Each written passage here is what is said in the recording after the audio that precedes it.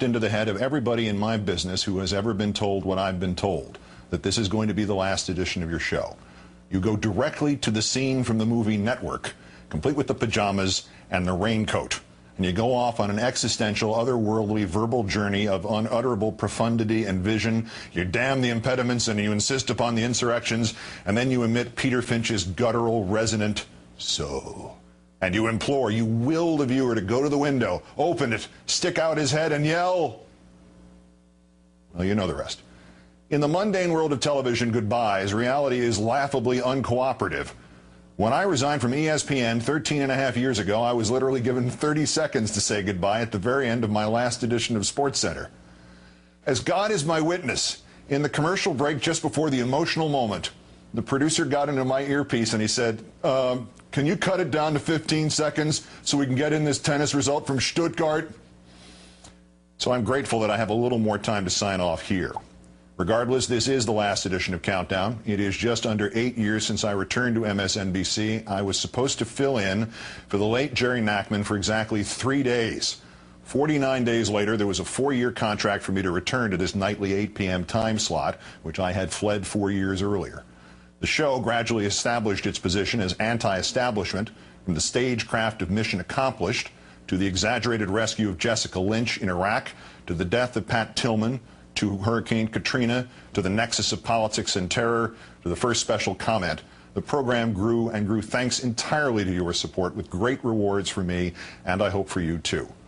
There were many occasions, particularly in the last 2.5 years, where all that surrounded the show, but never the show itself, was just too much for me. But your support and loyalty, and if I may use the word insistence, ultimately required that I keep going.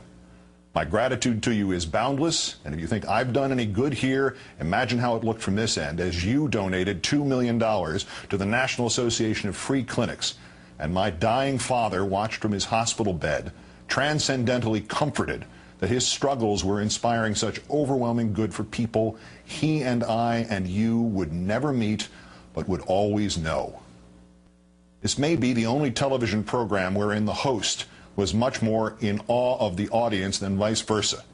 You will always be in my heart for that, and for the donations to the Cranick family in Tennessee, and these victims of governmental heartlessness in Arizona, to say nothing of every letter and email and tweet and wave and handshake and online petition. Time ebbs here, and I want to close with one more Thurber story. It is still Friday. So let me thank my gifted staff here and just a few of the many people here who fought with me and for me. Eric Sorensen, Phil Alonji, Neil Shapiro, Michael Weissman, the late David Bloom, John Palmer, Alana Russo, Monica Novotny, my dear friends Rachel Maddow and Bob Costas, and my greatest protector and most indefatigable cheerleader, the late Tim Russert. And now let me finish by turning again to this ritual of reading Thurber stories to you. I read these to my late father in the hospital last winter, and then to you at his specific suggestion. It is from Fables for Our Time and Modern Poems Illustrated, published first in 1940, when they taught those they taught these kind of things, the Aesop's fables, much more than they do now. This one is called The Scotty Who Knew Too Much by James Thurber. Several summers ago, there was a Scotty who went to the country for a visit. He decided that all the farm dogs were cowards because they were afraid of a certain animal that had a white stripe down its back. "You're a pussycat and I can lick you," the Scotty said to the farm dog who lived in the house where the Scotty was visiting. "I can lick the little animal with the white stripe, too. Show him to me." "Don't you want to ask any questions about him?" said the farm dog. "Nah," said the Scotty. "You ask the questions." So the farm dog took the Scotty into the woods and showed him the white-striped animal, and the Scotty closed in on him, growling and slashing. It was all over in a moment, and the Scotty lay on his back. When he came to, the farm dog said, "What happened?" "He threw vitriol," said the Scotty, "but he never laid a glove on me." A few days later, the farm dog told the Scotty there was another animal all the farm dogs were afraid of. "Lead me to him," said the Scotty. "I can lick anything that doesn't wear horseshoes." "Don't you want to ask any questions about him?" said the farm dog. "No," said the Scotty. "Just show me where he hangs out."